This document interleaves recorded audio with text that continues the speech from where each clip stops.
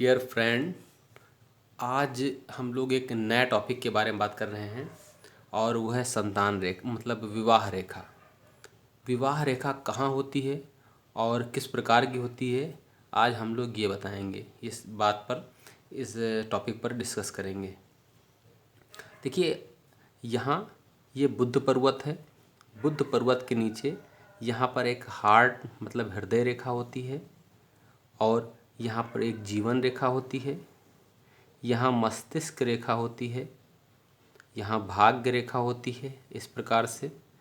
और अब ये जो हृदय रेखा है और बुद्ध रेखा है, बुद्ध इन दोनों के बीच में यहीं पर कहीं पर अगर इस प्रकार से ऐसे कोई लाइन है तो हम उसी को कहते हैं विवाह रेखा।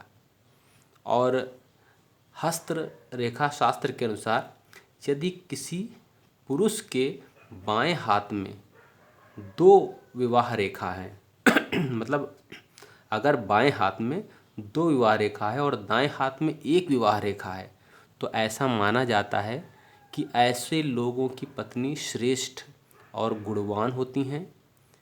ऐसी विवाह रेखा वाले पुरुष की पत्नी उससे अत्यधिक प्रेम करने वाली मानी जाती हैं। वही अगर दाएं हाथ में दो विवाह रेखा होती हैं और बाएं हाथ में एक विवाह रेखा होती है तो ऐसे लोगों की पत्नी अपने पति का अधिक से अधिक ध्यान रखने वाली नहीं होती हैं। तो यहाँ आप अगर दो विवाह रेखाएं होने का मतलब हमने बता दिया आप लोगों को क्या मतलब होता है। और जो है और देखिए, यहाँ पर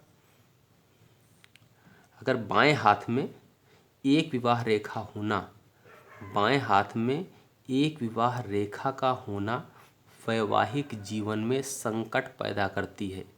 बाएं हाथ में एक विवाह रेखा का होना वैवाहिक जीवन में संकट पैदा करती है। इसके अलावा यदि दोनों हाथों की विवाह रेखा जो हैं वो एक समान लंबाई की हैं। अगर एक हाथ में एक मतलब बाएं हाथ में एक विवाह रेखा है तब तो वो संकट पैदा करने वाली हैं। लेकिन इसके अलावा दोनों हाथों में जो विवाह रेखा होती हैं वो समान लंबाई की होती हैं तो यह वैवाहिक जीवन में शुभ लक्षणों को देने वाला माना जाता है। अगर दोनों में एक समान लंबाई वाली विवाह रेखा होती है तो शुभ लक्षणों को देने वाला माना जाता है। जो ऐसे पुरुष जो होते हैं उनका वैवाहिक जीवन सुखी होता है और जीवन साथी से वो काफ़ी अच्छा तालमेल बना कर रखता है। अब विवाह रेखा और आगे देखिए कि कुछ जो जातक होते हैं बिना किसी सलाह के प्रेम विवाह कर लेते हैं, जिसके कारण उनको बहुत भांति भांति के पापड़ बेलने पड़ते हैं। अगर आपके हाथ में कुछ इस प्रकार के पॉइंट्स हैं तो आपका विवाह शुभ होगा कि नहीं होगा। मतलब ये हम बता रहे हैं कि कुछ जातक जो होते हैं बिना किसी सलाह के प्रेम विवाह कर लेते, कोई सलाह नहीं करते हैं और जिसके कारण उनको बहुत ही अलग तरीके के मतलब बहुत पापड़ बेलने पड़ते हैं, बहुत दिक्कतों का सामना करना पड़ता है। जैसे प्रेम विवाह होता है, अगर आपके हाथ में है, अगर आपके हाथ में है तो कुछ इस तरह के पॉइंट्स, अगर आपके हाथ में है कुछ इस तरह के पॉइंट तो आपका विवाह शुभ होगा। नहीं तो आप प्रेम विवाह के नाज हो तो सोचे तो बेहतर होगा। मतलब ये है, अगर आपके हाथ में विवाह रेखा के या प्रेम की लाइन है तब तो आपके लिए शुभ होगा, नहीं तो उसके लिए आप सोचे ही ना। अब कौन कौन से पॉइंट होने चाहिए, कौन कौन से इसमें पॉइंट होना चाहिए तब तो आप विवाह कीजिए, मतलब प्रेम कीजिए, नहीं तो ना कीजिए। अब वो पॉइंट सबसे पहला क्या है, अगर आपके हाथ में विवाह रेखा बिना किसी क्रॉस के निशान के हैं, मतलब विवाह जो रेखा है, विवाह रेखा मान लीजिए है, इसमें कोई बिना किसी क्रॉस के, कोई क्रॉस नहीं लगा हुआ है, ठीक है, बिना किसी क्रॉस के हैं आपकी विवाह रेखा बिना किसी क्रॉस के निशान के हैं, ये क्रॉस होता है, क्रॉस के निशान के हैं, या उनको अन्य कोई रेखा ना काट रही हो, ये भी देखना है कोई दूसरी रेखा इसको काट तो नहीं रही है ऐसे करके। ठीक है, तो ये अगर ये भी आपको देखना है तो इसका मतलब आप ना कीजिए, प्रेम विवाह आप ना कीजिए, तो आपको परेशानी उठानी पड़ेगी। अगर आपकी हृदय रेखा आखिर में दो भिन्न भिन्न रेखाओं में विभाजित हो जाएं, ठीक है, अगर आपकी जो हृदय रेखा, ये हृदय रेखा है और ये जाकर के ऐसे दो भाग में बढ़ जा रही है, तब भी आप प्रेम विवाह ना कीजिए। ठीक है, और यदि आपके बृहस्पति पर्वत पर, जो बृहस्पति पर्वत कहाँ है, यहाँ पर है, यहाँ पर अगर क्रॉस का निशान लगा हुआ है, ठीक है, क्रॉस का निशान है और निशान साफ और कटा हुआ ना हो, मतलब अगर निशान जो है वो साफ और कटा हुआ ना हो, तो जातक का जो प्रेम विवाह है वो सफल माना जाता है। अगर यहाँ पर निशान बना हुआ है तो बहुत अच्छा माना जाता है और वो प्रेम विवाह में सफल भी होगा। अगर जातक के हाथ में से इस ऐसे पॉइंट्स में से कोई पॉइंट ना मिले तो जातक को प्रेम विवाह के बारे में नहीं सोचना चाहिए, नहीं तो वो सारी उम्र दुख का भागीदार होगा। फिर से देख लीजिए क्या क्या है, क्या क्या चीज़ बताया हमने। अगर आपके हाथ में विवाह रेखा बिना किसी क्रॉस के निशान के है, ठीक है, यहाँ पर कोई क्रॉस ना लगा हो, अगर क्रॉस लगा हुआ है तो आप प्रेम विवाह ना कीजिए, अगर क्रॉस नहीं लगा हुआ है तब आप प्रेम विवाह के बारे में सोच सकते हैं। ठीक है, एक तो पॉइंट ये हो गया। दूसरा हमने क्या बताया, अगर आपकी हृदय रेखा आखिर में दो भिन्न रेखाओं में विभाजित हैं, देखिए ऐसे हैं, बटी हुई हैं, तब तो आप सोच सकते हैं। ठीक है, तब आप प्रेम विवाह के बारे में सोच सकते हैं, नहीं तो नहीं सोच सकते हैं। और उसके बाद अगर आपके बृहस्पति पर्वत पर ये क्रॉस का निशान लगा हुआ है तब भी आपके लिए ठीक है, आप प्रेम विवाह के बारे में सोच सकते हैं।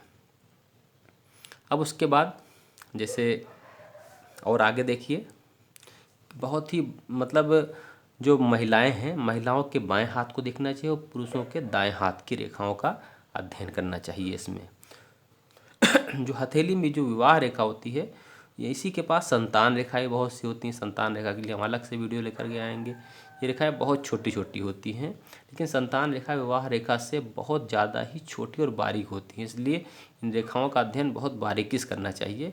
इसको हम बाद में बताएंगे। अब विवाह रेखा से जुड़ी कुछ खास बातें क्या क्या हैं, देखिए। अब संतान रेखा से ये ज्ञात हो जाता है कौन से पुत्र हैं, कौन सी पुत्रियां हैं, कैसी रेखाएं होनी चाहिए, सीधी होनी, तिरछी होनी चाहिए, वो बाद वाले बताएंगे। और इसमें देखिए पहले, यदि किसी के हाथ में विवाह रेखा ऊपर की ओर मुड़कर, मतलब जो विवाह रेखा है ये ऊपर की ओर मुड़े, ऐसे ये ऊपर की ओर मुड़कर छोटी उंगली के तरफ पहुंच जाए, मतलब यहाँ से मुड़े और इसके तरफ ऐसे हो, ऐसे चली जाए, ठीक है, छोटी उंगली के तरफ पहुंच जाए, तो ऐसे व्यक्ति के विवाह में बहुत सी दिक्कतें आती हैं। ये ऐसे नहीं मुड़ना चाहिए, अगर ऐसे मुड़ जा रहे इसका मतलब बहुत ही प्रॉब्लम आएगी उसके विवाह में। ठीक है, अगर विवाह रेखा के अंत में कोई त्रिशूल जैसी आकृति बनी दिखाई दे रही हो, तो ऐसे व्यक्ति का लाइफ जो पार्टनर होगा बहुत प्रेम करने वाला होता है। मतलब अगर विवाह रेखा के अंत में त्रिशूल का मतलब ऐसे इस प्रकार से ये ऐसे त्रिशूल नज़र आ जाए, त्रिशूल जैसी आकृति बना हो, तो इसका मतलब ऐसे व्यक्ति का जो पार्टनर होगा बहुत प्रेम करने वाला होता है। ठीक है, ये चीज़ यहाँ ये जो भाग है, ये अगर ऐसे आपका बना हुआ है ऐसे, तो बहुत ही प्रेम करने वाला होता है। और आगे क्या है, विवाह रेखा अगर लंबी हो रही हो, विवाह रेखा जो है रेखा है और लंबी है और सूर्य पर्वत की तरफ जा रही है, ये सूर्य पर्वत है, ये सूर्य पर्वत की तरफ अगर ऐसे जा रही है, ठीक है, तो ऐसे व्यक्ति को का जो साथी होता है बहुत ही संपन्न होता है और समृद्ध भी होता है। बुध पर्वत से आई हुई कोई रेखा अगर विवाह रेखा की तरफ आ रही हो, तो व्यक्ति का वैवाहिक जीवन जो होता है वो बहुत ही परेशानियों से भरा होता है। ये बुध पर्वत है, यहाँ से ये विवाह रेखा आपकी जा रही है और यहाँ से कोई रेखा आकर के इसको काट दे रही है, तो उसका जीवन बहुत ही परेशानियों से भरा हुआ होता है। विवाह रेखा अगर टूटी हुई हो या टूटने की संभावना हो तो विवाह टूटने का संकेत है। इसके लिए हाथ के दूसरे चिन्ह को भी देखा जाता है। अगर ये विवाह रेखा अगर टूटी हुई ऐसे बनी हुई, ये विवाह रेखा है ऐसे बनी हुई या लगे कि टूट रही है, इसका मतलब टूटने का ये संकेत है। उसके लिए और भी चिन्ह को देखा जाता है। यदि पुरुष के बाएं हाथ में दो विवाह रेखा हों, अगर जो पुरुष हैं उनके बाएं हाथ में दो विवाह रेखा हैं और दाएं हाथ में एक विवाह रेखा है, तो जो पुरुष की पत्नी होगी वो बहुत ही श्रेष्ठ और प्रेम करने वाली होगी। मतलब अगर पुरुष हैं, कोई आदमी है, उसके बाएं हाथ में दो विवाह रेखा हैं, बाएं हाथ में दो विवाह रेखा हैं और दाएं हाथ में एक विवाह रेखा है, तो उसकी जो पत्नी है वो उसको बहुत ही प्रेम करने वाली होगी। अगर पुरुष के दाएं हाथ में दो विवाह रेखा हैं, ठीक है, आप देखिए बाएं हाथ में अगर दो विवाह रेखा है, दाएं में एक है, तो बहुत प्रेम करने वाली होगी। लेकिन अगर दाएं हाथ में दो विवाह रेखा है और बाएं हाथ में एक है, तो जो उसकी पत्नी है अपने पति का अधिक ध्यान नहीं रखने वाली होगी। अगर पुरुष के दाएं हाथ में दो विवाह रेखा है और बाएं में एक है, तो उसका जस्ट अपोजिट हो जाता है। मतलब उसकी पत्नी उसको प्रेम नहीं करती है या उसका ध्यान नहीं रखती है। अगर विवाह रेखा नीचे की ओर झुकी है तो उसका जीवन बहुत ही परेशानियों से घिरा हुआ होता है। मतलब ये अगर नीचे आ रही है तो उसका जीवन बहुत ही परेशानियों से भरा हुआ होगा। हथेली में विवाह रेखा की संख्या प्रेम प्रसंग के साथ आपके वैवाहिक जीवन को बताता है। मतलब इसमें अगर कई संख्या में है तो ये मालूम पड़ता है कि उसके कितने प्रेम प्रसंग भी रहे होंगे।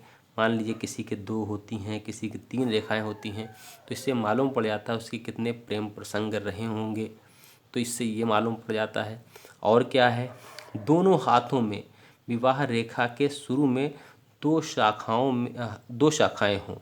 अगर दोनों हाथों में जो विवाह रेखा है इसके शुरुआत में दो शाखाएं हों, दोनों में हों, तो विवाह टूटने का डर होता है।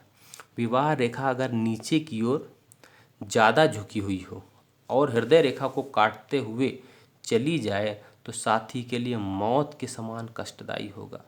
अगर यहाँ से कोई रेखा आ रही है और हृदय रेखा को काट दे रही है, तब तो भैया बहुत दिक्कत है। उसके लिए जो उसका साथी होगा उसके लिए मौत के समान कष्टदायी होगा। मतलब ये बहुत ही दिक्कत है। मतलब उसके वैवाहिक जीवन में बहुत ही ज़्यादा परेशानी आने वाली है। विवाह रेखा और हृदय रेखा के बीच की दूरी ही व्यक्ति के विवाह की उम्र को बताती है। जो विवाह रेखा है, ठीक है, ये विवाह रेखा मान लीजिए है और हृदय रेखा है, ये हृदय रेखा है। इसकी दूरी ही आदि व्यक्ति के विवाह की उम्र को बताती है। इन दोनों रेखाओं के बीच में जितनी अधिक दूरी होगी विवाह उतने ही अधिक समय के बाद होगा। मतलब ये अगर यहाँ से कम दूरी पर है, इसका मतलब आपकी शादी जल्दी हो जाएगी।